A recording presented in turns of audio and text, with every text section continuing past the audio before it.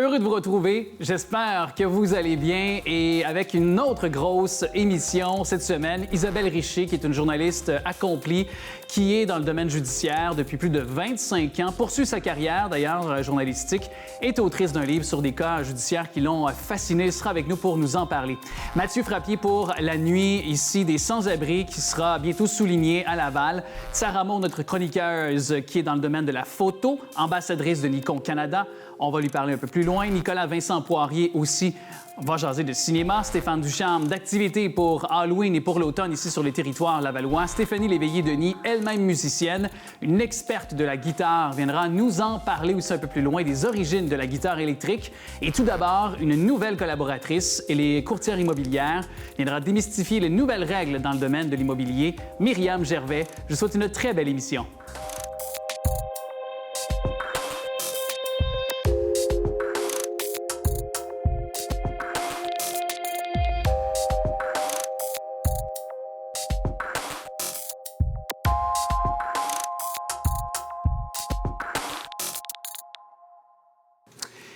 Le domaine de l'immobilier n'a plus de secret pour cette dernière. Elle est courtière immobilière. Très contente de pouvoir l'accueillir comme nouvelle collaboratrice dans cette émission. Et c'est Myriam Gervais qui est avec nous. Salut! Merci. Bonjour, Alexandre. Bien, ça fait plaisir. Content de te retrouver. Il y a des nouvelles lois qui ont été mises en vigueur par différents paliers de gouvernement depuis 2018. Mais là, c'est vraiment de façon peut-être plus précise pour les gens qui sont à la recherche de maisons, sont en quête peut-être de leur projet de rêve, de le concrétiser depuis juin dernier. Et c'est important parce que pour l'acheteur, pour le vendeur, ça a quand même un impact, là. Tout à fait. On a, dans le fond, depuis 2018, que l'organisme de régulation pour le courtage immobilier travaille avec le ministère des Finances, puis ils vont réviser, en fait, les formulaires obligatoires du courtage immobilier. Le but, c'est vraiment d'harmoniser tous les changements qu'il y a eu à la loi avec les nouveaux documents, puisque les nouvelles lois ne reflétaient pas, en fait, les documents qu'on avait avant. Puis la nouvelle réalité aussi de nos jours. Puis avec le fait que on a eu des prix qui ont explosé, une demande exponentielle. Est-ce que le changement de réglementation était en corrélation avec le marché qui a été si fort? J'aurais tendance à dire oui et non. OK. Non, parce que ça a commencé tout ça en 2018, les changements à être discutés. C'est sûr que 2019, 2020, 2021 ont comme accéléré le processus. Et là, il y avait aussi les consommateurs qui demandaient à ce qu'il y ait une régulation à ce niveau-là, parce qu'on avait peut-être l'impression que c'était les courtiers qui faisaient ça, mais on sait que c'est le marché qui dicte, en fait, le travail aux courtiers. Donc, on est venu vraiment harmoniser tout ça. Mais c'est sûr que quand les prix sont élevés des maisons, on va se le dire, ça fait plaisir aux courtiers aussi, hein? Un petit peu. Dans le marché où on était, c'était pas nécessairement le cas, mais oui, pour certains cas, ça peut... Oui. Ça peut être plus payant sur vendre une maison. Bien, on fait des meilleurs... on atteint des meilleurs objectifs pour nos clients. Oui, c'est ça. On va se le dire. Moi, j'ai le droit de le dire. Moi, j'ai le droit de le dire. Je suis l'animateur, j'ai le droit de le dire. Mais dans ces changements-là, si on y va un petit peu plus de façon plus précise, plus en profondeur, quels ont été donc ces changements au contrat de courtage là, pour les gens qui nous écoutent, qui peut-être se sont portés acquéreurs ou qui sont vendeurs actuellement? Bien, tous ces changements-là, en fait, là, je vais les décrire un petit peu plus en détail, mais c'était surtout pour venir expliquer aux consommateurs c'est quoi leurs droits, mais aussi leurs responsabilités, puis la responsabilité des courtiers. Je vous dirais que le principal changement a été l'interdiction de double représentation au niveau des courtiers. Ça veut dire qu'un courtier vendeur qui signe un contrat avec le vendeur, met la maison en vente, il n'a pas le droit de représenter l'acheteur dans l'achat de la propriété qu'il vend. Alors ça, c'est un très, très gros changement parce qu'il y avait une grosse tendance populaire à croire que si on appelait directement le courtier inscripteur, on serait en mesure là, de venir négocier la commission. Plus facilement, peut-être de sauver de l'argent, des coûts. Malheureusement, selon la loi, ça n'a jamais été permis. Bon, on sait que des fois, même s'il y a de la loi, il y a des gens qui la contournent. Mais maintenant, avec la nouvelle loi, on ne peut plus la contourner puisqu'on doit absolument le mettre au contrat qu'on ne représente pas l'acheteur en tant qu'inscripteur et qu'on ne peut pas donner aucun conseil. Donc, l'acheteur peut choisir quand même de faire affaire, sauf qu'il va être informé qu'il n'est pas représenté et que le courtier devient un peu un preneur de commande. OK. Et à ce moment-là, si jamais le courtier le sait, mais en toute connaissance de cause, peut se voir avoir des amendes, des pénalités, j'imagine? Oui, en fait, là, c'est sûr qu'on a des clients mystères. Donc, exemple, un client mystère qui irait voir un courtier qui lui proposerait pas de se faire représenter pour l'achat pourrait avoir des pénalités, pourrait même aller jusqu'à la suspension de son permis, puisque c'est dans la loi sur le courtage et c'est très important. On est obligé de le mentionner. Puis c'est sûr que, donc, ce qu'on parle aussi, c'est que c'est les changements à la promesse d'achat, là, si je comprends bien également. Plusieurs documents importants comme la promesse d'achat, la déclaration du vendeur, mais aussi le contrat de courtage-achat qui devient obligatoire lorsqu'on représente le client acheteur. OK. Puis je pense qu'on voulait aussi survoler ensemble ce que ça change concrètement dans votre pratique, là, parce que dans votre quotidien, je le disais, vous êtes une courtier, donc une courtière immobilière, donc il y a certainement des choses qui ont dû changer dans votre pratique au quotidien. Tout à fait. Tout à fait, mais c'est surtout des précisions et des ajouts de questions, surtout au niveau de la prescription acquisitive. Là, on se dit, mon Dieu, mais qu'est-ce que c'est que la prescription acquisitive? Avant, dans les questions, on n'avait pas vraiment de questions qui se rapportaient à ça. Ça, c'est exemple, une madame qui se stationne chez son voisin pendant 10 ans de temps. Le voisin, lui, a juste une voiture, il laisse son stationnement, il n'y a pas de problème. Ce vendeur-là vend la maison. Il ne dit pas aux acheteurs que la madame, la voisine, se stationne chez lui depuis plus de 10 ans. Alors là, les acheteurs achètent en pensant qu'ils ont 2 stationnements pour finalement que la voisine dise « Non, non, moi, ça fait 10 ans que je me stationne là. Je reprends possession par prescription acquisitive, passe en cours et, elle devient propriétaire du stationnement. Ah ouais. OK, il y a matière à pouvoir faire ça. Ah, oui. Oui. Alors là, le vendeur dit, oui, mais tu sais, c'était une entente à l'amiable. Oui, mais c'était plus que 10 ans. Elle a été chercher ses droits et là, on est en préjudice vers l'acheteur qui, lui, pensait avoir 2 stationnements, mais finalement, on en a un. OK. Imaginez, dans le temps de Montréal, ça peut être tout un conflit. Ça peut être un problème, mais même ici, territoire Lavallois, il y a des endroits où, tu sais, de plus en plus, il y a de moins en moins d'espace, beaucoup de quartiers qui se construisent aussi, c'est en effervescence. Alors, tout à fait. Faut être conscient de ça, mais je pensais pas que, même si le terrain ne nous appartient pas, que par la durée, la longévité, par exemple, d'une entente à l'amiable. Mais ça doit être difficile à prouver quand même pour quelqu'un qui veut garder son droit. C'est sûr que les voisins savent que ça stationne là depuis toujours, donc on va devant le juge, on donne nos preuves et lui dit oui. Alors, dans ce cas-là que je vous parle, la madame a eu droit au stationnement et le vendeur a dû dédommager les acheteurs pour la perte du stationnement. Donc, maintenant, à la déclaration du vendeur, on va demander est-ce que la clôture a déjà été changée? Parce qu'on peut déplacer la clôture d'un côté à l'autre. Est-ce qu'il y a des choses comme ça qui ont été changées? Fait qu'on va venir vraiment préciser pour être sûr qu'il n'y a pas de situation qui n'est pas déclarée. C'est très, très pertinent ce qu'on jase depuis les dernières minutes, toujours avec Myriam Gervais, bien sûr, qui est courtière immobilière. Mais là, il nous reste à peu près 2 minutes. Puis, évidemment, on a dévoilé des chiffres comme quoi que le marché avait un peu ralenti après avoir été pendant 1 année et demie, 2 ans, vraiment tu sais, au plafond ou presque, des possibilités de prix. Est-ce que là, justement, vous remarquez cette même chose? On remarque un ralentissement, on remarque une baisse des prix des demeures. Donc, pour ceux qui sont peut-être des acheteurs actuellement, c'est peut-être un meilleur marché pour eux actuellement? Oui. Ce qui est arrivé dans les dernières années, c'est qu'on avait très peu de vendeurs et énormément d'acheteurs. Donc, on sait que dans un marché, lorsqu'on a une... L'offre et la demande. Exactement. Les prix ont beaucoup augmenté. Avec l'augmentation des taux d'intérêt, on a de moins en moins d'acheteurs qui se qualifient, mais aussi beaucoup d'acheteurs qui ont mis de côté le rêve de s'acheter une maison. Donc, c'est sûr que là, on commence à avoir moins d'acheteurs et on commence à avoir plus de maisons à vendre. Alors, c'est sûr qu'au niveau des prix, on va aller vers une diminution. Mais là, il ne faut pas s'énerver avec les 30-40 de diminution. On a eu 2 années records. Fait que c'est sûr que si on compare ce mois-ci aux 2 mois des années précédentes, c'est sûr qu'on va être en baisse. On était en augmentation exponentielle. Ouais. Moi, je dis que ça se stabilise. OK. Donc, prenez-le comme vous voulez, mais si on vend moins cher et qu'on achète moins cher, ça peut bénéficier, en fait, les gens qui ont attendu parce qu'ils ont besoin de plus grand. Puis là, 2 ans, mais ça ne valait pas la peine. Intéressant, cette conversation. Myriam Gervais, merci beaucoup d'être passée dans nos studios. Merci à toi de m'avoir reçu.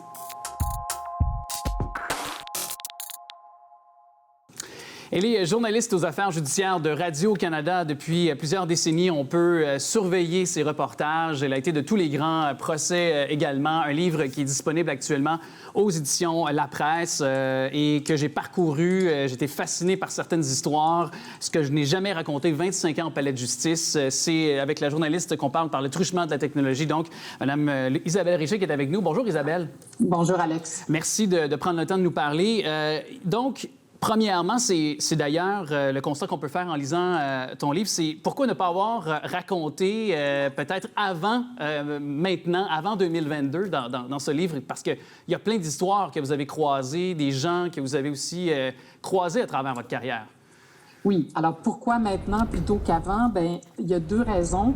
D'abord parce que il fallait que les choses se déposent et il fallait que j'y réfléchisse. Je pense que c'est avec du recul qu'on finit par avoir une réflexion un petit peu plus étoffée, un petit peu plus sensée sur des histoires qu'on a vécues il y a bien des années. Alors, je parle beaucoup de procès qui sont produits dans les années 90. J'aurais pas été capable d'écrire ça 1 an après.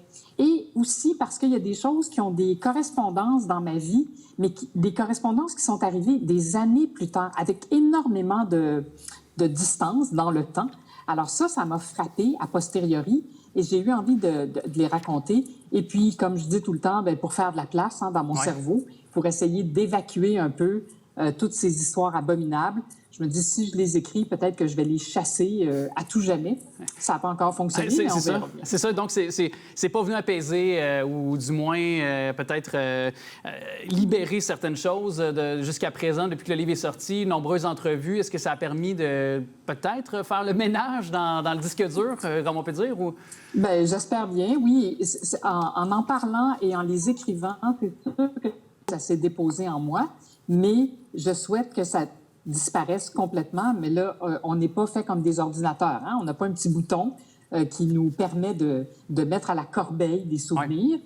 Puis jusqu'à un certain point, Alex, je suis assez contente parce que c'est la preuve que j'ai conservé ma mémoire et ça, c'est vraiment capital pour moi. Alors, j'en ai eu la preuve. Mais c'est sûr qu'il y a des histoires là, dans le livre. On est tous alertés par notamment une histoire comme celle de Benoît Groux qui a tenté de décapiter sa femme puis à faire croire sa disparition pendant de nombreuses années.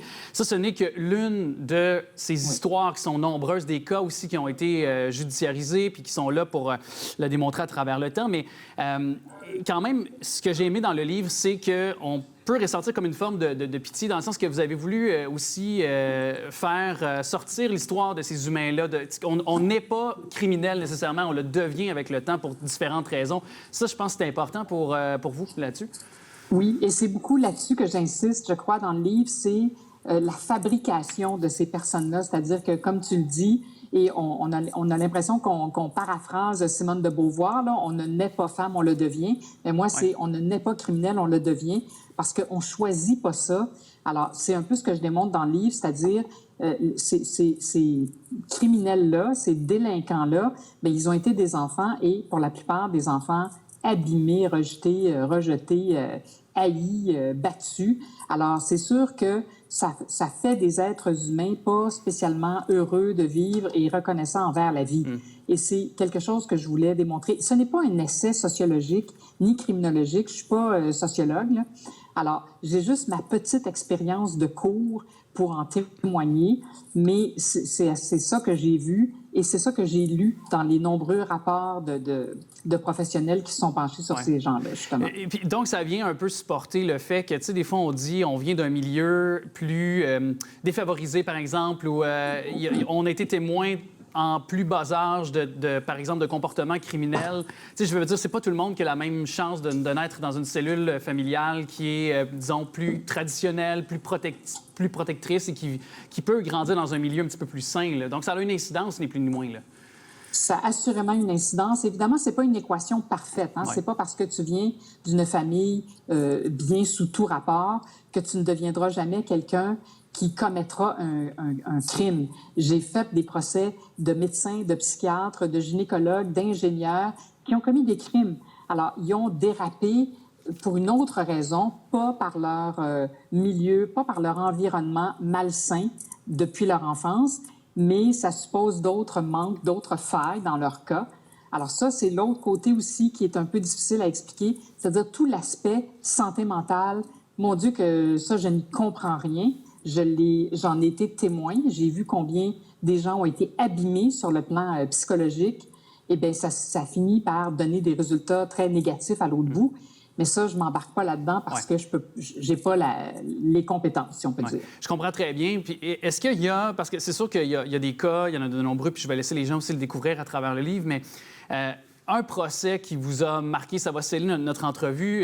Je sais que c'est comme choisir parmi plein d'enfants, de choisir comme un enfant. Je ne veux pas faire la mauvaise image, là, mais il y a tous des choses marquantes, j'imagine, à chaque procès. Mais est-ce qu'il y a un procès ou une histoire qui vous a marqué plus que les autres à travers votre carrière?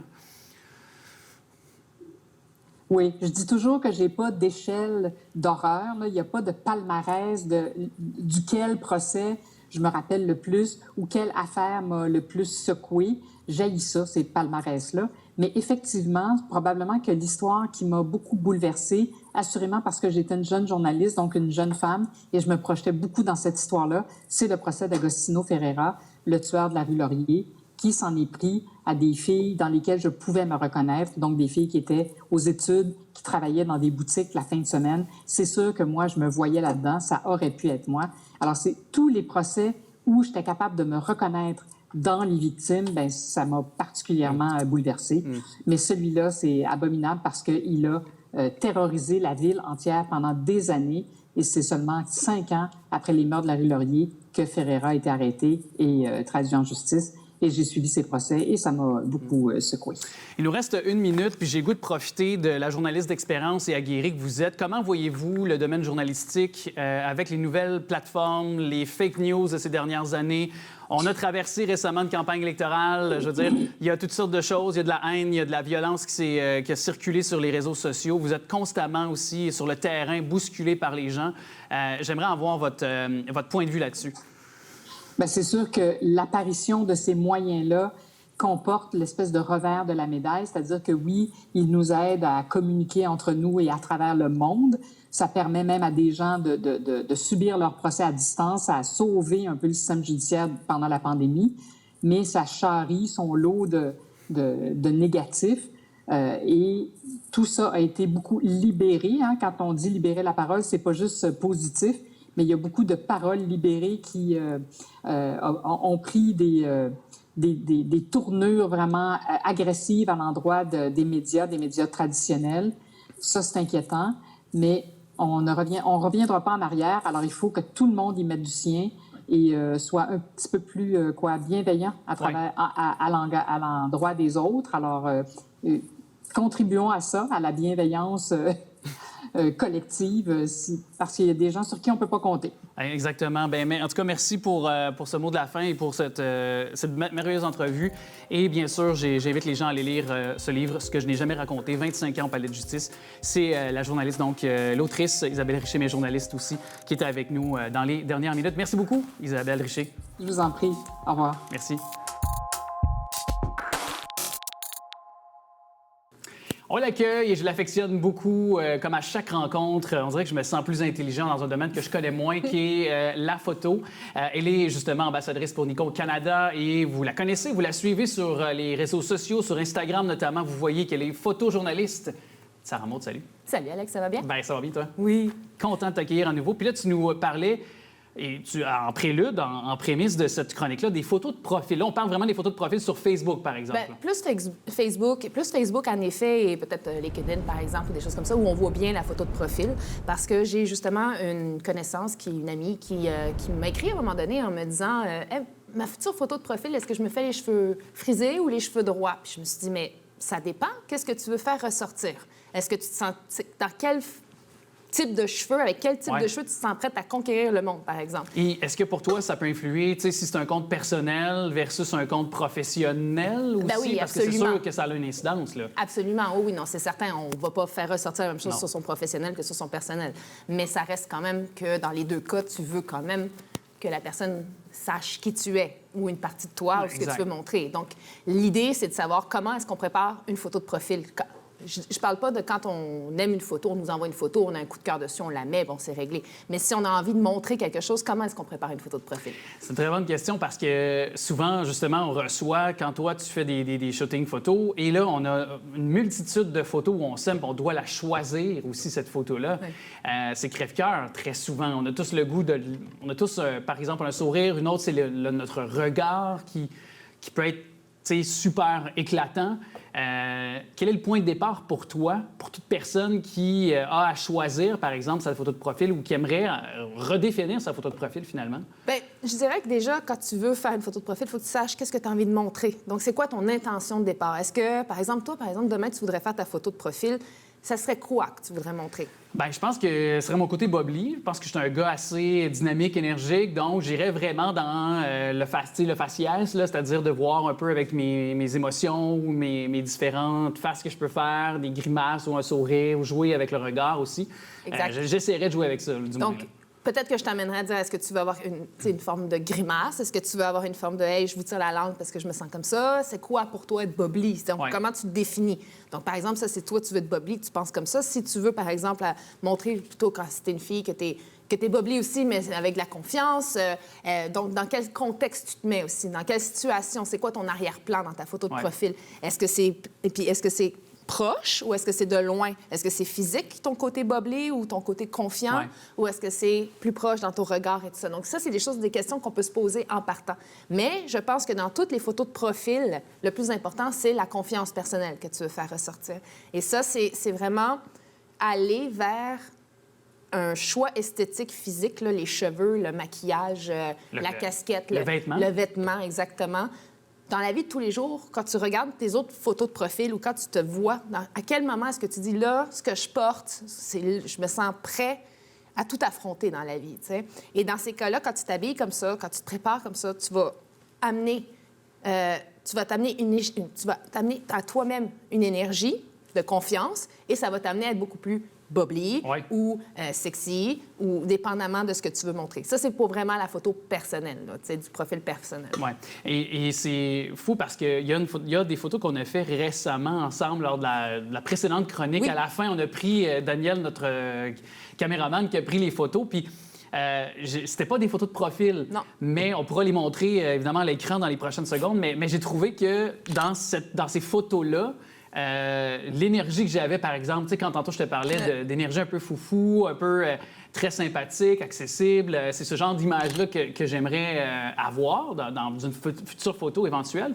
Est-ce qu'on peut mettre une photo de profil avec notre chien, notre blonde? Est-ce que tu sais, je veux dire, souvent, peut-être qu'on pense de façon préliminaire à seulement que nous devant, mais si notre objectif, ce serait de mettre, par exemple, notre couple en photo de profil, pour toi, est-ce que ça s'y accorde ou c'est automatiquement de façon unique de nous-mêmes seulement sur la photo, par exemple? Je pense qu'une photo de profil, ça sert à montrer ce qui est important pour toi, montrer ce qui compte pour toi. Même si c'est une image, ça peut inspirer. Donc, si toi, ta famille, c'est important, puis que tu as le goût que, je sais pas, ta famille, vous êtes une gang de gays lurons, là, et puis que vous voulez vraiment avoir l'air complètement foufou, tu sais, bon, bien, vous pouvez décider en partant de montrer ça comme énergie, parce que c'est ça, votre énergie de couple. L'unité de la famille, par exemple. L'unité de la famille. Donc, dans ce cas-là, tu peux dire, bon, mais qu'est-ce qui représente pour moi un mot-clé, par exemple, l'unité. Souvent, moi, je fonctionne par mots-clés aussi, ça aide. T'sais, par exemple, bien, confiance, unité, foufou. Bon, dans quel contexte est-ce qu'on met ça? T'sais, qu'est-ce qui pourrait représenter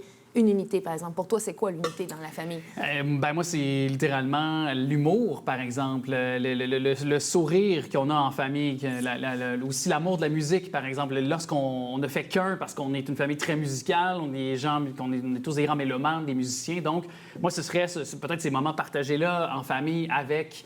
ça peut paraître cliché, mais durant le temps des fêtes, par exemple, où on a tous de la musique, on adore la musique de Noël en plus de ça, ça s'en vient encore loin pour les gens qui nous écoutent, mais éventuellement, on y arrive. Donc, moi, ce serait ça, par exemple, qui représenterait l'unité familiale. Bien, en partant de là, moi, ce qui m'a accroché, c'est de dire, bon, bien, par exemple, la musique, c'est unificatif, tu sais, ça m'unit, mais donc, on pourrait faire un boys band. Donc, on pourrait prendre un style boys band. Bon, si c'est pour Noël, par exemple, tu veux la faire, cette photo-là. Oui, ça peut être pour un autre. Tu peux mettre un décor de Noël un peu en arrière ou dehors dans la neige ou peu importe, ou des accessoires de Noël, puis dire, OK, tu sais, on fait un boys band un peu, les enfants, big band. Puis là, vous êtes tous en train un peu de vous niaiser, de vous regarder, de tirer la langue en gang. T'sais, par exemple, ça peut être ça. La complicité, en fait, de la famille. Donc, c'est la première image qui me vient en tête à partir de là. T'sais. Intéressant, cette discussion-là. Et parce qu'on a encore un petit peu de temps, puis on peut te suivre sur les réseaux sociaux. Tu es active de toutes sortes, photojournaliste, ambassadrice Nikon Canada. Mais toi qui, cet automne, est-ce que tu travailles sur quelque chose? Ensuite, tu as une photo qui s'en vient. Je ne veux pas te prendre au dépourvu. Je sais que tu es une autrice de livres aussi. Est-ce que tu travailles sur quelque chose dans ce sens-là aussi? Bien, en fait, en ce moment, déjà, on peut me suivre que sur Instagram et sur Facebook parce que ça me suffit à gérer. Là. Ouais. Je trouve que ça prend du temps, mais je suis très spontanée dans mes réseaux sociaux, donc il n'y a pas de planification. Moi, je poste quand j'ai envie de le faire. Idéalement, oui, j'ai une exposition éventuellement qui arriverait, mais là, je ne peux pas en parler pour le moment. Quant à le livre a été écrit déjà. Maintenant, on voit avec l'éditeur qu'est-ce qui est en train de se passer, si ça se fait ou pas. Cette année, l'année prochaine, on ne sait pas encore. OK, mais on va surveiller ça de très, très près parce que j'avais bien aimé... j'ai toujours de la misère à le dire, là. Skinfaxi, voilà. Oui, bien, c'est un nom, un nom mythologique. Oui, exactement, en lien avec les chevaux, Oui, d'ailleurs, que les gens peuvent découvrir. Là. Il est toujours disponible, son livre aussi. Là. Oui, là, je pense qu'il est encore disponible dans certaines librairies. Ça fait quand même depuis 2018 là, que c'est sorti. Quand même quelques années déjà. C'est ça, il y a eu une pandémie en chemin, là, mais non, c'est ça. Donc, c'est à suivre pour les choses. Je te tiendrai au courant. Là, avec plaisir. Et elle n'est pas seulement que photojournaliste ni ambassadrice Nikon Canada, elle est autrice également de grands talents. Je sais pas si j'irai jusque-là, mais oui. Ben, moi, j'oserais dire que oui. OK, bah, c'est gentil. À bientôt, Sarah. À bientôt, Merci. Alex. Merci.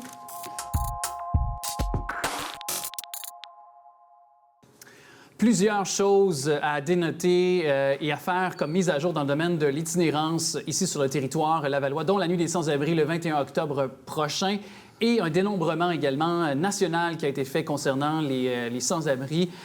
Et c'est par ailleurs Mathieu Frappier qui, quand il est question de parler de la considération des itinérants et aussi des sans-abri, on fait toujours appel à lui qui est coordonnateur de la Royal, donc qui est membre du réseau des organismes en itinérance de Laval. Mathieu Frappier, merci d'être avec nous à nouveau. Bien, merci pour l'invitation. Parce que bien sûr, on s'est déjà parlé dans cette émission. Oui. Et je le disais, c'est beaucoup de choses à parler concernant les itinérants. Depuis le début de la pandémie, vous étiez venu nous en parler ces derniers mois dans cette émission pour votre information. Et quand je parlais de dénombrement actuellement, qu'est-ce que c'est ce dénombrement pour peut-être bien situer les gens qui sont à l'écoute actuellement? Parfait. Donc, le dénombrement, c'est un exercice qui, comme le nom l'indique, consiste à compter combien il y a de personnes en situation d'itinérance sur différents territoires à travers le Québec. Donc, il y a 13 grandes régions qui vont participer au dénombrement des personnes en situation d'itinérance, dont Laval, bien sûr.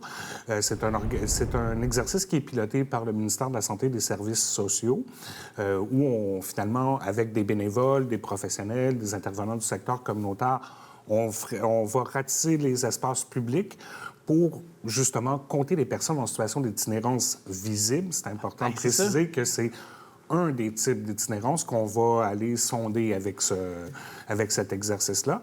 Et puis, donc, c'est ça, on les compte. On leur passe aussi un questionnaire sur comment est-ce qu'ils sont arrivés à la rue, c'est quoi les besoins qu'ils ressentent, toutes sortes d'enjeux là, directement en lien avec l'itinérance.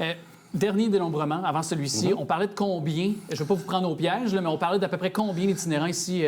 Si ma mémoire est bonne, parce que des fois, j'inverse deux chiffres, c'est soit 275 ou 247. Là, mais c'est quand même, on est quand même entre 250 et 300, là, on peut estimer à peu près. Là. Exactement, lors du dernier exercice en 2018. Okay. Là où on peut déjà mettre des bémols. Ça, c'est ce qui s'est compté. C'est un exercice qui a lieu sur une soirée, puis on a quelques jours après pour compléter dans les organismes d'hébergement. Mais déjà, avec le refuge d'urgence de Laval, qui est un projet piloté par le réseau des organismes en itinérance de Laval, on connaît, dans la dernière année, on est rendu à un peu plus de 400 personnes différentes. Okay. On s'entend que lorsqu'on est rendu à aller cogner à la porte d'un refuge, on est dans de l'itinérance visible. Ouais. On n'est plus dans les scénarios de survie de l'itinérance cachée. C'est pas épisodique, c'est vraiment du quotidien pour les gens. Là. Du quotidien et sans rien. On ne parle pas de mal logement ou d'être hébergé par des amis. On parle vraiment de gens qui sont à la rue. Dans la rue, et donc une augmentation effarante à cause de la pandémie, à cause de plusieurs autres situations? Ou... En fait, on pourrait dire qu'on est tombé sur la tempête parfaite. On en avait parlé le printemps dernier. La pandémie a été très, très lourde de conséquences pour les personnes les plus vulnérables de la société et les Lavallois-Lavalloises. À ça, c'est conjugué une crise du logement qu'on voyait déjà se profiler dès 2019, mais qui s'est accentuée d'une façon, en fait, qui n'a pas beaucoup de parallèles dans l'histoire du logement au Québec. Là, on a une poussée de l'inflation qui vient toucher directement le coût des denrées alimentaires, le coût des vêtements. Quand on met tout ça ensemble, plus aussi un climat social qui, on ne se le cachera pas, c'est durci. C'est durci, c'est tendu. Donc, les élans de solidarité sont peut-être un peu moins là. Il y a peut-être un peu moins de réseau. Les gens sont accaparés par leurs propres besoins. Ils peuvent peut-être pas moins venir en aide aux autres. Tout ça mis ensemble nous fait redouter que ce soir, on va compter plus de monde. Mais au-delà du chiffre, on sait que ça l'augmente, que ça se diversifie et que ça se complexifie. Et des gens qui n'avaient jamais vécu, c'est clair, de situation... Et ça vient de tout quartier. Ce n'est plus concentré seulement que dans un quartier ou dans un type peut-être de profil, j'imagine. Ça peut arriver à tout le monde, comme on peut le comprendre, l'itinérance, ni plus ni moins. Là. Effectivement. On dit souvent en itinérance que l'itinérance n'est pas qu'une question de pauvreté, mais toujours une question de pauvreté. Donc, d'où nous proviennent les Lavalloises en situation d'itinérance?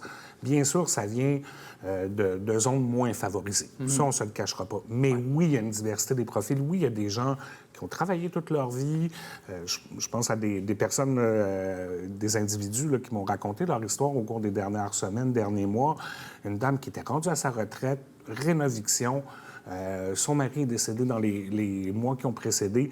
Tout ça en même temps, elle s'est retrouvée un beau 1er juillet avec nulle part où aller, autre que son véhicule. Ah, wow, c'est OK.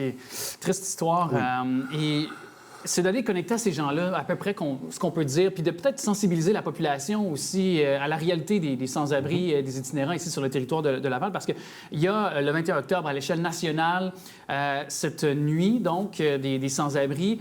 C'est le 21 octobre. Donc, ça se passe comment? Est-ce qu'il y aura une rencontre, café, possibilité pour les gens peut-être de connecter ensemble? OK, parfait. Bien, c'est un des objectifs principaux de la Nuit des sans-abri, c'est de, dans le fond, informer sur l'itinérance, mais aller au-delà de l'information. Donc, oui, arriver à défaire nos préjugés et aussi à tisser des liens de solidarité. Donc, c'est un événement citoyen. Tout le monde est bienvenu. Y compris les personnes en situation d'itinérance, nous, les intervenants, les gens des organismes de Ville de Laval, mais aussi le citoyenne vraiment là, qui n'a pas nécessairement un lien direct avec l'itinérance. Au programme, on a une marche de solidarité qui va se conclure en face du refuge d'urgence dont je parlais précédemment. Puis là, il y a une espèce de foire, dans le fond, où kiosque, mais on a aussi les bibliothèques de Laval qui vont être là, qui vont tenir une table et tout, pour expliquer qu'est-ce qu'ils font par rapport à l'itinérance ici directement à Laval. Les citoyens sont invités à venir partager une soupe, un café avec nous. Il y aura des gens qui utilisent le refuge qui seront là aussi, avec qui il sera possible d'échanger et tout ça. On a des témoignages aussi, donc des gens à qui on a préparé à nous partager leur vécu puis nous expliquer qu'est-ce que c'est qu'être en situation d'itinérance. Comment est-ce qu'on y arrive? Comment est-ce qu'on s'en sort aussi? Hein? Oui. On veut aussi semer l'espoir. Parce qu'il y a des histoires de gens qui ont réussi à s'en sortir et à se réintégrer dans la société aussi. Là. Oui, exactement. Puis dans tous les profils, tout à l'heure, on parlait d'une diversité de profils de personnes qui nous arrivent. Autant des gens pour qui, oui, ça a été juste un mauvais épisode, mais on s'entend que c'est un mauvais épisode qui est intense. Des gens qui ont vécu plus longtemps l'itinérance, dans tous les cas de figure, il est possible de, oui, sortir de la rue. Dans la rue. Puis il y a également donc ce terme « Ne les oubliez pas », qui est d'ailleurs une œuvre aussi de l'artiste Wartin Pantois, qui peut-être peut bien servir notre conversation. Alors, vous avez pu la voir à l'écran dans les dernières minutes. C'est avec beaucoup, vraiment, de sensibilité qu'on aime vous recevoir parler de cette situation-là. Des gens également, parce que ce sont des gens qui sont derrière. Profitez-en pour les saluer. Lorsqu'on vous sollicite peut-être de l'argent, juste de leur souhaiter une bonne journée. Je pense que déjà là, de les considérer, c'est déjà un bon pas dans la bonne direction. Effectivement, oui, c'est un pas dans la bonne direction. C'est aussi c'est un facteur qui, parfois, va compter encore plus que l'argent, hein, de se faire dire bonjour, de se faire reconnaître ce qu'on appelle dans le jargon du milieu le droit de citer, le droit d'exister, d'être sur la place publique. Parfois, oui, d'avoir des besoins qu'ils expriment, avoir aussi des fois juste le goût de jaser avec quelqu'un. Ni plus ni moins. Bien, merci beaucoup, M. Frappé, d'être venu nous en parler. Toujours un plaisir.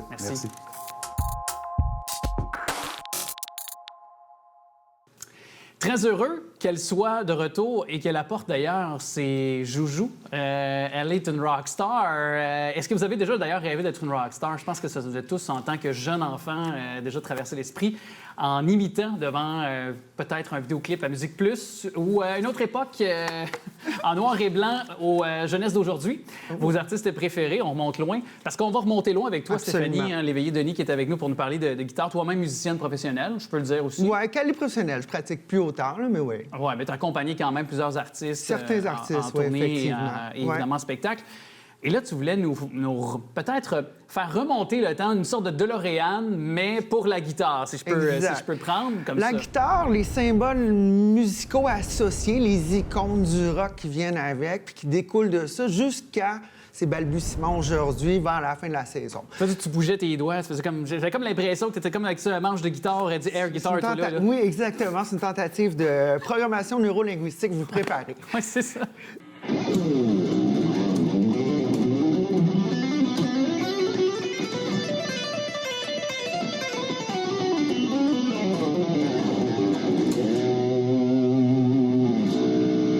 Donc, la guitare électrique, ça descend de où, cette histoire-là? Bien, la guitare, évidemment, ça descend de pas mal loin. Pendant presque 1500 ans, on appelait ça, les ancêtres étaient les luths, les trés, qui étaient des instruments à 2, 5 cordes, 3 cordes, etc. Par la suite est née la guitare espagnole, la guitare dans le coin de Séville, en Espagne. Puis de là, dans les années 30-40, on a cherché à amplifier les instruments. Parce qu'avant, la guitare électrique, c'est un instrument de rythmique. Il n'y avait pas vraiment solo guitare parce que c'était des guitares acoustiques, puis ça passait pas au-dessus d'un orchestre full band, c'est-à-dire avec les trombones, les trompettes, On les était percussions, écœurés etc. dans les trompettes. Exactement. Ça pétait dans les oreilles, puis on avait besoin d'une nouveauté, une nouvelle coqueluche. Les années 40 arrivent, il y a la fabuleuse guitare hawaïenne. Donc, c'est une guitare lap steel, on appelle. C'est un bloc de bois simplement avec 6 cordes dessus, 8 cordes dans certains cas, qui va être joué à l'horizontale avec une pièce de métal, souvent un tuyau, un bout de pilule de médicaments aussi, des goulots de bouteilles qui étaient coupés, pour faire la fameuse guitare hawaïenne qu'on entend encore beaucoup dans le country, qu'on appelle du lap steel. Donc, qu'on entend beaucoup. Même, tu sais, je fais une parenthèse, mais on connaît l'histoire nord-américaine. On sait que le blues, c'était dans les juke joints qu'on appelait. Ouais, c'est la musique de noir. Ben, exact. Puis, et on jouait, on n'était pas amplifié, on ne s'entendait pas jouer, non. tout le monde chantait, Les dansait. gens n'avaient pas nécessairement les sous nécessairement s'amplifier, puis la technologie n'était pas nécessairement là.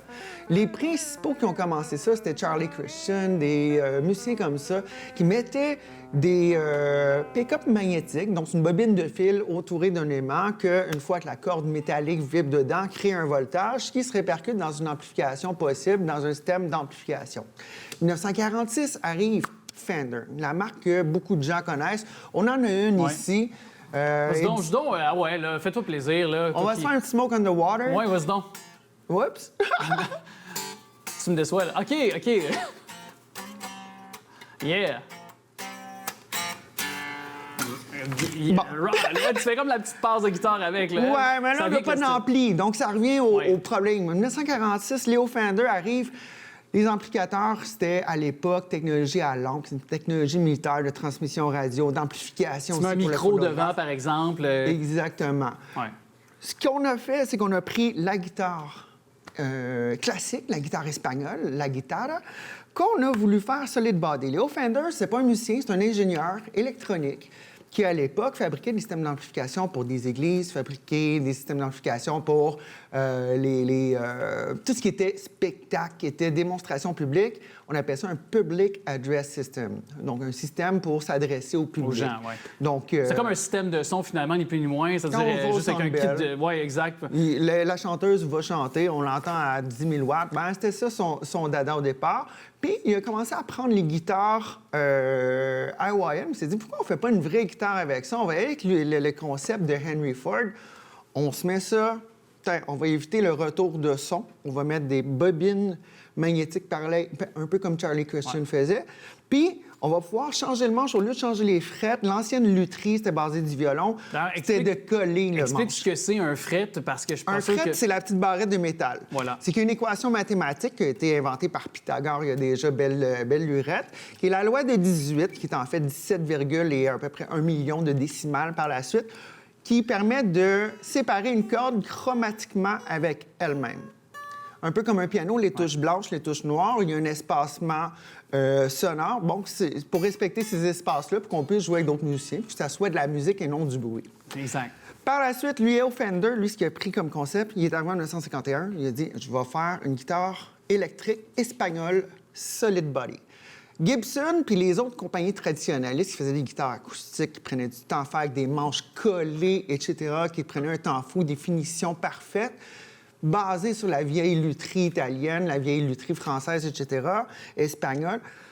Ils ont regardé ça et ils se sont dit bah, « C'est une belle rame de bateau. Hein? » Mais le succès des Leo Fender fait que de 1951 arrive la Broadcaster, qui, pendant un très, très court temps, s'est appelée la Broadcaster parce que c'est une compagnie de l'époque qui s'appelait Gretsch, qui faisait des drums, qui avait un drum qui s'appelait le Broadcaster. Il a envoyé une petite lettre à M. Fender. « Hey, enlève ça sur ton manche de guitare, ça nous appartient. » Une poursuite si tu changes pas. Exactement. Donc, de 1951 à 1952, on a ce qu'on a ici, c'est qu'il n'y a pas de Telecaster, c'est la Nocaster. Au départ, il enlevait ça ici. Mais c'est sensiblement le même modèle de guitare, par contre. Exactement la même guitare. C'est juste pas le même nom. On prend le pick-up, le micro de lap steel, on fait une adaptation ici avec chrome pour lui donner un petit peu d'élégance, puis on fait des guitares qui sont de type bolt-on. Le manche qui casse ou quoi que ce soit, on le change. C'est ça le principe de Leo Fender. On le retrouve très souvent, cette guitare-là, dans le domaine du country notamment. Il y a un son De nos jours, défini dans le absolument. son Fender. Et là, parce qu'il nous reste 2 minutes, fait que je veux qu'on prenne le temps quand même de parler de la Gibson Les Paul. Là. Est arrivé en même temps un gars qui s'appelle Les Paul Fus, qui était une des premières rockstars de l'époque. Avec sa femme Mary Ford, il y avait un succès de 1951 qui s'appelait How High the Moon. Je dirais, vérifiez ça sur YouTube, c'est fascinant. Le gars a aussi inventé la technologie multipiste, donc de s'enregistrer puis pouvoir se réenregistrer par-dessus sa piste, qui est la technique de studio de nos jours. Qu'on a conservé jusqu'à nos jours. Là. Qui est encore à la base de tout le système d'enregistrement musique. Donc, ce monsieur-là a fait une association avec Gibson. Il avait inventé une guitare qui s'appelle The Log. J'ai amené une image, vous allez pouvoir voir. C'était essentiellement une bûche, un manche de guitare, puis 2 ailes collées, puis ça ressemble à une guitare. Mais le concept elle-même, c'était le Charlie Christian Pickup. C'était les premiers balbutiements. Par la suite, il a fait une association avec Ted McCarthy, qui a été le président de Gibson, les années d'or de Gibson, les Golden Years. Ben, les années 50, c'est les années d'or de Gibson. C'est là que c'est démarré dans le domaine rockabilly, rock'n'roll. C'est un peu l'emblème du rock'n'roll. 1954 arrive cette guitare qui se veut la compétition de ça. Gibson se sont dit, on va faire une guitare solide, mais on va la faire à notre façon. En l'ancienne, avec des manches collées, des vibrations, un timbre différent, des essences de bois différentes. Puis de là est née toute la musique américaine à partir du blues, de Elvis Presley, etc. C'est déjà terminé. Ça va vite. C'est déjà terminé, ça va vite, mais je te retiens pour que tu reviennes, Stéphanie. Absolument, ça me fait plaisir. C'est fascinant, sérieusement. Puis tu sais comment j'aime la musique, j'en suis moi-même un musicien comme toi, fait qu'il faudra qu'on se fasse un jam prochaine. Certainement, je vais amener une basse la prochaine fois. Je vais apporter la mienne, tiens. OK. Ça va te faciliter la chose. Mais si tu veux m'apporter une baisse à 2-3 000 piastres, amène-la. Je vais t'en amener une. Merci à toi, à bientôt. Parfait, merci à toi.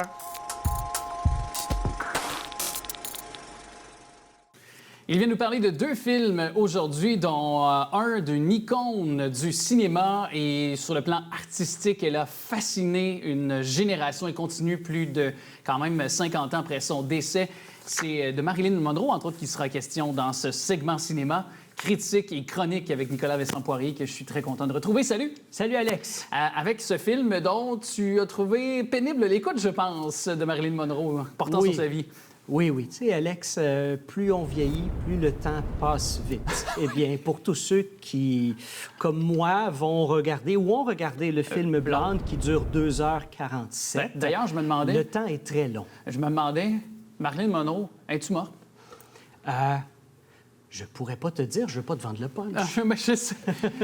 Non, mais on rigole un peu, mais tu n'as pas aimé ce film. Je pense qu'on va être clair là-dessus. Non, j'ai pas du tout aimé le film. Ce que je tiens à préciser, par contre, la réalisation, elle est excellente. L'actrice qui joue Marilyn Monroe, Ana de Armas, elle est excellente aussi.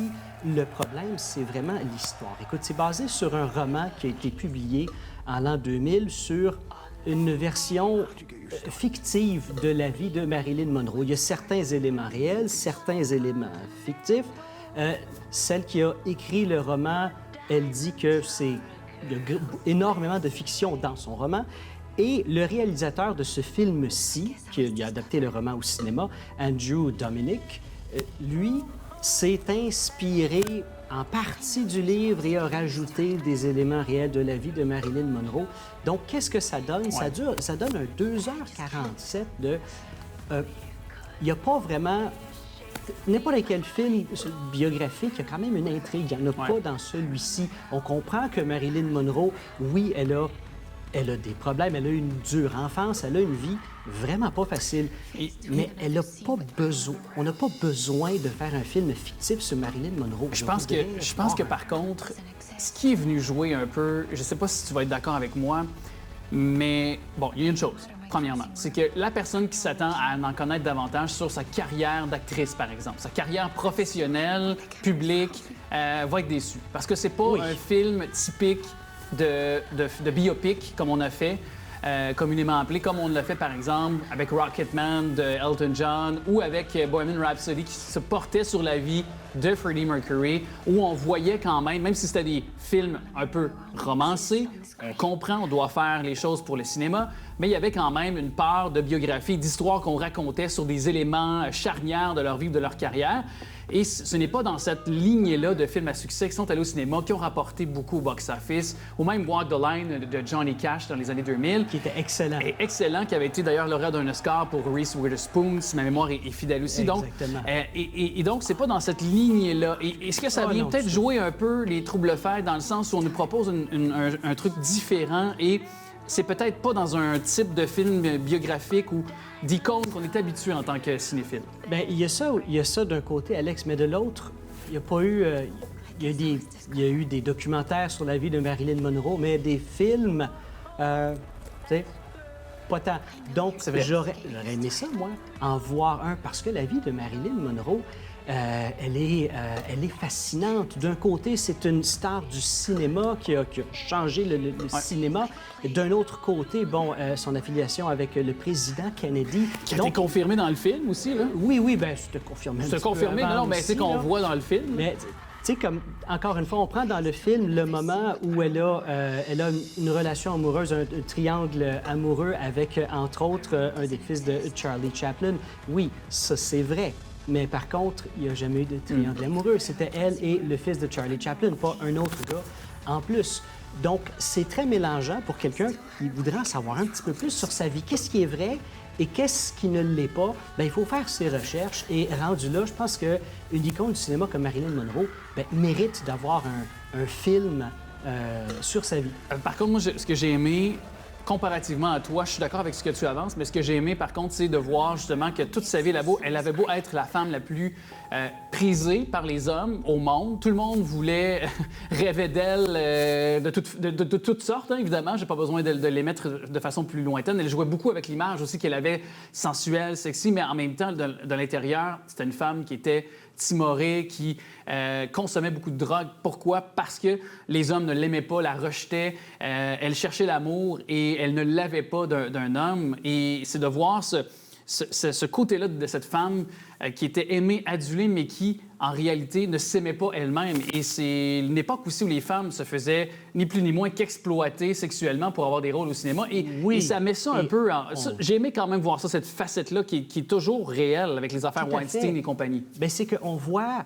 On voit le malaise, on voit le côté dégueulasse de Hollywood avec... c'est pas juste à Hollywood que ça se passe, là, mais dans ce cas-ci, bon, Hollywood avec Marilyn Monroe qui s'est faite exploiter. Et aussi, bon, Marilyn Monroe, c'est pas son vrai nom, c'est une image qu'on lui a forgée de toutes pièces. Et c'est ce qui se passe encore un peu aujourd'hui pour tous ceux qui pensent que certaines vedettes sont parfaites. Et, bon, c'est une image qui est très bien façonnée parce qu'une vedette... c'est un produit. Aussi, tu as tout à fait raison là-dessus. Il nous reste peu de temps, 2 minutes, mais je veux qu'on quand même s'attarde sur le film Prey qui est disponible actuellement sur Disney+. Un film, est-ce qu'on pourrait dire de science-fiction un peu en quelque sorte? Là? Oui, c'est de la science-fiction. Ça se passe en 1719 avec le peuple Comanche en Amérique. Et c'est pas compliqué, c'est Prédateur, le numéro 5. Ni plus ni moins. Ni plus ni moins, c'est le prédateur qui arrive à cette époque-là. Et évidemment, le prédateur, il cherche des proies difficiles à attraper. Et, eh bien, On pensait que Arnold Schwarzenegger, dans le premier film en 87, il est imbattable contre les prédateurs, mais non, il y a quelqu'un d'encore plus fort que lui, et c'est une jeune fille interprétée par l'actrice Amber Midthunder, qui interprète une jeune Comanche qui va, au fur et à mesure que le film avance, là, elle veut devenir une guerrière, on lui laisse pas la chance, elle veut montrer ce qu'elle sait faire et finalement, eh bien, elle va être amenée à faire face aux prédateurs. Et ça, c'est plus ton type de film. Te connaissant. C'est ça. C'est un film que j'ai adoré. Mais quoi qu'en même temps, Blanche, j'aurais tellement aimé voir un film sur la vie de Marilyn Monroe encore une fois. Mais pour ce qui est de Prey, c'est un film que j'ai trouvé excellent, que je conseille à tout le monde qui aime la franchise Prédateur, parce que ça fait... Le premier est bon, celui en 87, mais tous les autres, Hollywood a essayé de reproduire, de changer un petit peu de direction, et ça n'a jamais fonctionné. Et celui-ci, vraiment, c'est excellent. Ça m'a surpris. Les images sont vraiment magnifiques. Les images, les paysages sont incroyables. L'action est bonne, le gore est bon aussi. Te connaissant et que tu aimes le gore, c'est clair que je vais aller prêter mes yeux et mon attention à cette plateforme sur Disney+. Donc le film, c'est Prey, disponible un petit peu partout actuellement. Puis on arrive d'Halloween dans pas long, fait que ça va être parfait. Nicolas Vincent Poirier, merci beaucoup. Merci, Alex. Celui qui a fait ça, je le tuerai.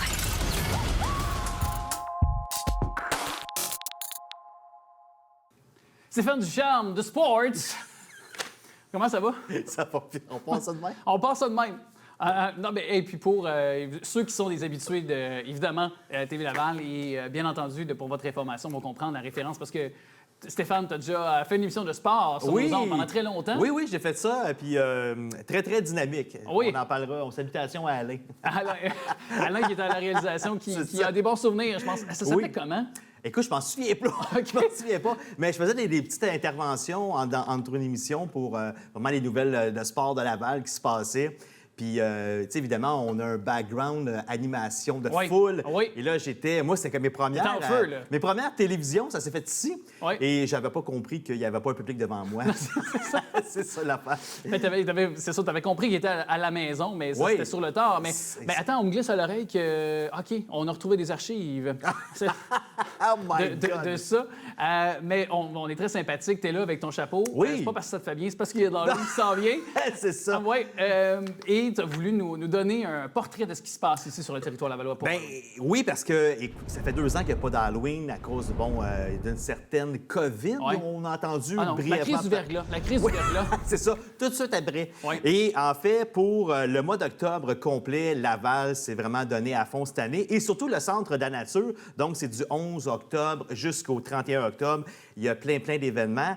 Et d'ailleurs, pour les écoles, parce qu'évidemment, les jeunes avec les écoles, il y a au Centre de la nature, il y a une chasse au trésor pour le préscolaire. Donc, les préscolaires qui veulent y aller, ils peuvent venir. Il y a aussi des visites de maisons hantées. Il y a des balades en train, des visites libres aussi pour les serres tropicales, parce qu'on sait qu'au Centre de la nature, il y a un endroit exactement pour voir toutes les plantes, tout ça. Les jeunes vont adorer. Il y a une visite libre, évidemment, de la ferme, le classique du Centre de la nature, atelier créatif effrayant et... Évidemment, le classique, le labyrinthe hanté. Oui, puis les bonbons, j'imagine qu'il doit y avoir, à un moment donné, au bout du labyrinthe, quand tu l'as fait puis tu as eu peur. Oui, c'est ça. Tu veux plus, puis après ça, voilà. Il y a des bonbons? J'imagine, j'espère que oui, parce que s'il n'y en a pas, on va leur demander qu'il y en ait. Aussi. Et évidemment, pour les gens de Laval, pour les écoles de Laval, c'est seulement 8 $ par enfant. Et si les gens de l'extérieur de Laval veulent venir, pour les CPE, tout ça, c'est 10 $ pour pouvoir venir assister avec les écoles. Et toi qui as des enfants, Halloween chez vous, c'est-tu encore une grosse affaire? C'est-tu important au décor? On fait le tour du quartier? Écoute, oui, mon fils qui a juste 10 ans, lui, il trippe encore. Et là, cette année, évidemment, il est déguisé en personnage de Fortnite. Ah oui? Écoute, on est rendu là. Hein? Et toi, tu l'accompagnes? Oui, exactement. T'as du fun? Tu te gèles les bouts des doigts? Puis... Ça, c'est une affaire qu'on veut pas. Hein? C'est comme on est habillé. Puis l'année passée, je me suis costumé quand même. Oui, je me suis donné parce que là, évidemment... quoi? Les frissons, tu sais, le masque. Oui, c'est ça. Classique. Oui, c'est hein? ça. Je l'avais encore. Il sentait à boulamite, mais quand même, c'était ça. Puis après ça, on a fait... Puis ma fille, 13 ans, elle veut donner des bonbons cette année, tu sais, full ado, mais elle va quand même en manger. Ah oui, c'est ça. C'est toujours quand même tu sais comment c'est. sûr que nos enfants, même à l'âge de 13 ans, mais on continue un petit peu Oui. dans les activités. Bien, Centre de la nature aussi également, ce qui est le fun. Est-ce que tu es un fan de cinéma? J'adore le cinéma. Faut que Film t'ailles. d'horreur. J'adore. Ah oui? Bien, Oui. écoute, cinéma en plein air au Centre de la nature, adore pour tous les jeunes. Si vous, à la tombée de la nuit, aussitôt que commence à faire noir plus de bonne heure au mois d'octobre, donc tu amènes ta chaise pliante, ta couverture, un petit lunch et tu regardes les films d'horreur en familial, Ouais. évidemment. Tu comprendras qu'il n'y aura pas de film, tu sais, il n'y aura pas de Michael Myers avec Halloween. Là. C'est ça, exactement. C'est plus des films animés qu'il va y avoir là-bas. Donc, évidemment, pour avoir plus d'informations, c'est le 450-662-4942 ou également sur le site web centrenature@laval.ca. Et s'il pleut, Oui. c'est annulé. C'était la question, c'est annulé. C'était ma prochaine question. Ben oui, mais écoute, Casser le party. Hey, mais toi, t'as-tu un film d'horreur préféré? Ben Frisson, j'ai beaucoup Oui, aimé. ben Frisson, mais mettons... Dans les plus grands dans films, les classiques aussi, autres. Halloween, Freddy, évidemment, Ouais. on peut pas passer à côté. Là. C'est ça, c'est vraiment des classiques qui ne meurent pas. Oui, moi, j'ai la chienne sur les films. Tu sais, les slashers qu'on appelle, Ouais. justement, Halloween, ça, c'est parfait. Jason, bon, qui est un autre bon tueur avec son couteau, bon, autre truc du genre. Mais les films, là, plus avec Poltergeist ou L'Exorciste, ça me donne encore la frousse. Non, c'est pas évident. Ben écoute, c'est comme assez traumatisant, cette histoire-là. Je me rappelle avoir vu ça très jeune, puis j'en ai pas dormi pendant des mois et des mois. Ah, OK, donc c'est pour ça. C'est pour ça, effectivement. Ben, tu sais, là, je l'ai en anglais, mais ça, qui était vraiment Oui, un des Décadence. derniers... Oui, Décadence, exactement, qui a peut-être un peu trop donné des idées à d'autres personnes. Ouais. Mais ça, c'est une autre histoire. Oui, mais c'est vrai que c'est assez fort, ça aussi. Ouais, j'en ai vu quelques-uns, exactement. dans la formule. Mais on poursuit parce qu'on a encore bien du temps avec toi. Oui, puis, bien, écoute, les activités du week-end qui se passent aussi au Centre de la nature, donc la visite de la maison hantée avec le Centre de la nature, donc ça se passe tous les week-ends jusqu'au 30 octobre. Et évidemment, ça s'adresse aux personnes âgées de 10 ans et plus, donc les petits poupons, Ouais. on les laisse plutôt, on y va moins avec eux parce que... C'est sûr qu'un poupon dans une basinette. Oui, qu'il y a des zombies qui sortent, ouais, ouais. c'est traumatisant. C'est ça. Il y a le labyrinthe, évidemment, au Centre de la nature encore jusqu'au 30 octobre. Donc, on y va avec toute la famille. Il y a une chasse au trésor thématique de l'Halloween. Il y a des jeux gonflables pour les jeunes, Ouais. évidemment. En bas de 12 ans, ils peuvent y aller aussi. C'est encore jusqu'au 30 octobre. Évidemment, c'est dans la portion du week-end. Et la bibliomobile, donc, c'est un décompte pour les enfants. C'est associé avec la bibliothèque C'est de Laval. gratuit aussi? Oui, ou, tout ça, c'est gratuit. Exactement, tout Activité est gratuite. gratuit. Ben vas-y, non, mais parce qu'en fait, je t'ai interpellé parce que je pense que Illumi qui fait aussi des activités pour Oui, Halloween également. ça, là, écoute, c'est vraiment extraordinaire. J'y étais l'année passée. Bien, j'y étais 2 ans de suite. Et je vais retourner encore cette année. C'est leur 4e édition cette année. Ils appellent ça Frayeur à Illumi. Donc, évidemment, c'est une atmosphère de couleur d'Halloween de l'automne. Et là, c'est pour les petits et pour les grands. Ils vont pouvoir avoir les sorcières d'Illumi. Ils vont pouvoir aussi avoir les citrouilles, les squelettes, tout ça. Donc, c'est la thématique familiale. Il n'y a rien d'épeurant si les gens, des fois, ils disent « Ah, j'ai ouais. peur ».